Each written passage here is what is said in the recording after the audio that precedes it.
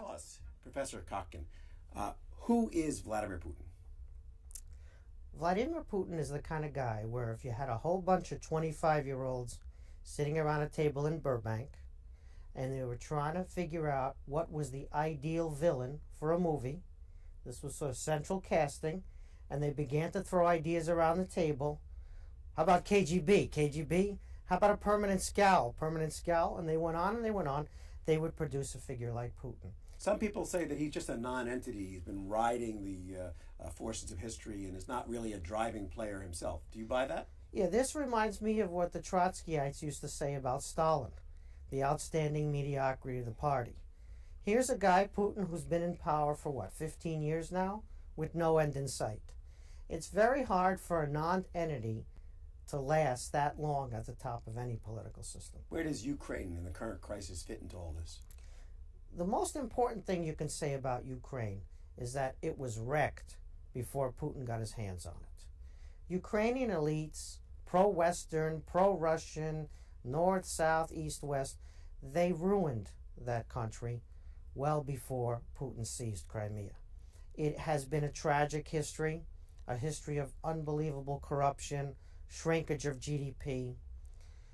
It was a difficult inheritance, what Ukraine got from the Soviet Union, and Putin gets into the picture, and he causes additional damage. But let's remember, Putin has done more damage to Russia and the Russians than he has done to Ukraine and the Ukrainians. Do you buy the argument that some people make that this is the 30s all over again, and we have an expansionist power coming to take over Europe? Russia is just not that important anymore.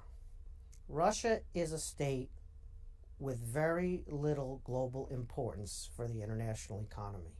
Russia has significantly declined in the weight that it has in the international system.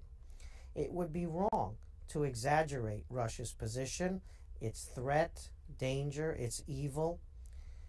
On the other hand, Russia has what we would call spoiler capabilities. And it also has the only real army in its neighborhood. And so in dealing with Russia, we're kind of in a harder place in some ways in the Cold War. If you want to stand up to Russia in its region, you have to put a countervailing force that's equal to Russia's into the region. No country among Russia's neighbors has Russia's capabilities. This is why the Europeans, and I believe correctly, are pursuing some type of negotiation strategy because they live there, first of all, and also because they understand that nobody wants to commit the resources from outside to face the Russians down. So you're saying appeasement makes sense in this case? Yeah, appeasement was a policy, let's be honest. Appeasement was a policy that was a miscalculation. It was a miscalculation about Hitler's intentions and about Hitler's capabilities.